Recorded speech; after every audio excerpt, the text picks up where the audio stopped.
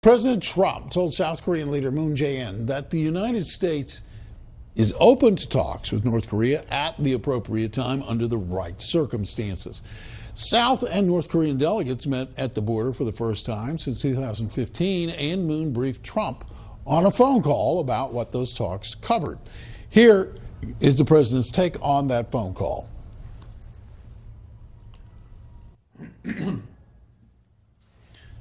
Well, maybe we're not going to hear that. We're going to go into depth now on this topic, and I'm happy to bring in a guy that I turn to on these issues a lot, and you know him well, Daily Beast columnist, a writer for Forbes.com, and North Korean China expert Gordon Chang. His latest article is titled, "In Historic Korea Talks, Trump is Leading from the Sidelines." Gordon, good to have you with us. Thanks for being here. Thank you, Bill. Let's start right away with this notion that was being discussed a lot yesterday, rumors of the bloody nose technique. It's a fighting technique. You punch somebody in the face, you punch them hard, make the nose bleed, make them hurt, and they get the message and everybody goes home. That was never confirmed, Gordon, and today apparently in his phone call with Moon Jae-in, the president said, no, we're not considering this policy. I'm kind of curious. Actually, Gordon, would it have been a good thing to entertain?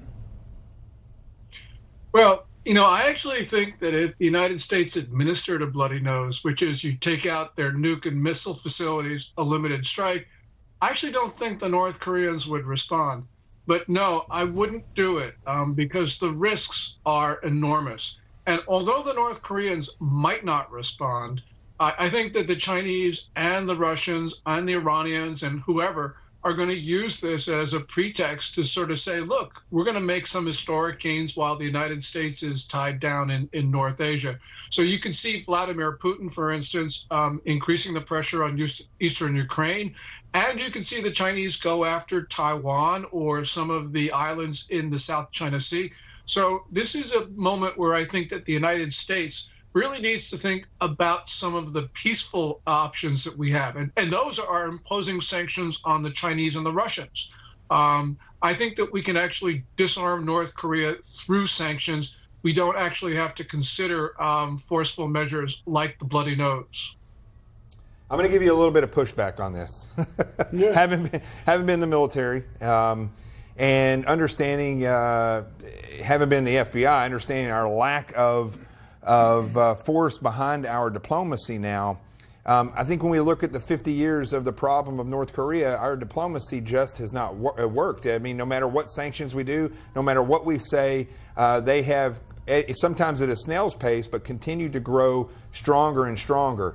And I just can't help but think there's going to come a time when not only we consider it, but if we carry it out, it has to be done in a fashion when they least expect it, and we have to stand and prepare for it. And you forward think what might happen in Taiwan. You forward think what Russia and China might do. And I think what my opinion is, what I think we'll see is what happened in Turkey when they shot down a Russian airplane. Nothing happened, because as soon as you show these people force and that you're willing to use it, they kind of back down tremendously. What we've seen in the modern era, at least.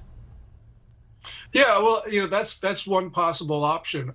The other possible option is that North Korea and China then go to war with the United States, and I don't think that we're prepared for that.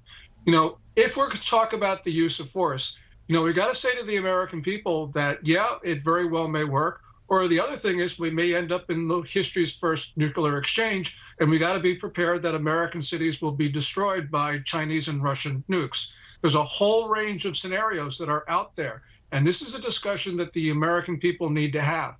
Now, we should never hesitate to use force when we have to, but we do have some non-forceful options. So, for instance, we have yet to begin to really impose costs on the Russians for busting sanctions. We've done almost nothing imposing costs on the Chinese for busting sanctions. There's all sorts of things that I believe that we can do, including taking Chinese banks and declaring them to be primary money laundering concerns. That would rock the Chinese financial system. That actually, I think, could push Beijing in a much better direction.